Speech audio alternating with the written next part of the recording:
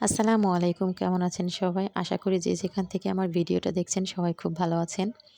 আজ আমি নিয়ে এলাম নতুন আরেকটা রেসিপি, ইলিশ মাছের লেজ ভর্তা, যেটা সবারই খুব পছন্দের। ইলিশ মাছের লেজ ভর্তার জন্য এখানে আমি ২ পিস ইলিশ মাছের লেজ নিয়েছি। দেখুন, মাছটাকে আমি মাঝখান থেকে সুন্দর করে চিড়ে নিয়েছি। কেচে নিয়েছি এই কারণে যাতে মশলাটা ভালোভাবে মাছের মধ্যে ঢুকে।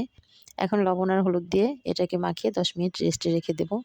আমার ভিডিওটা দেখে যদি আপনাদের ভালো লাগে অবশ্যই চ্যানেলটিকে সাবস্ক্রাইব করে রাখবেন আর লাইক, কমেন্ট, শেয়ার করতে ভুলবেন না। চ্যানেলের সাথেই থাকবেন। এদিকে আমি একটা প্যান চুলায় দিয়েছি। প্যানটা গরম হয়ে গেলে এখানে আমি অনেকটাই সরষের তেল দিয়ে দিলাম।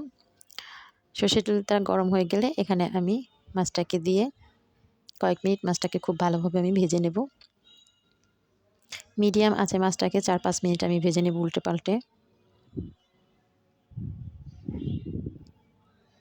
এভাবে ভর্তাটা করলে খেতে অনেক মজার হয়। বাসায় অবশ্যই ভর্তাটা ট্রাই করবেন। আমার ভাজা হয়ে গেছে দেখুন। এখন আমি এটাকে তুলে নেব। আর ওই তেলের মধ্যেই কতগুলো গোটা শুকনো মরিচ দিয়ে ভেজে নেব। ঝালটা আপনাদের টেস্ট অনুযায়ী আপনারা বাড়িয়ে বা কমিয়ে নিবেন। এখন আমি কাঁটাগুলোকে বেছে নেব।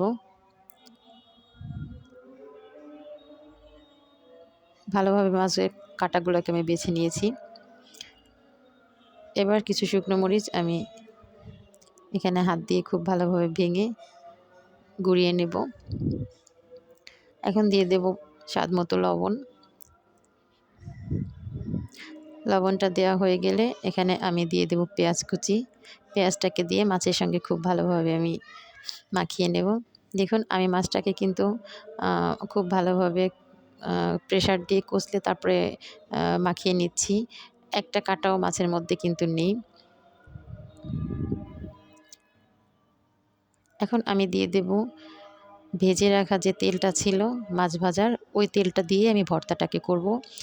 এই তেলটা দিয়ে মাছ ভর্তাটা কিন্তু হোটেলে করে, আর এভাবে করলে অনেক মজা হয়। এখন আমি খুব ভালোভাবে এটাকে মাখিয়ে নেব। আমার মাখানো হয়ে গেছে দেখুন।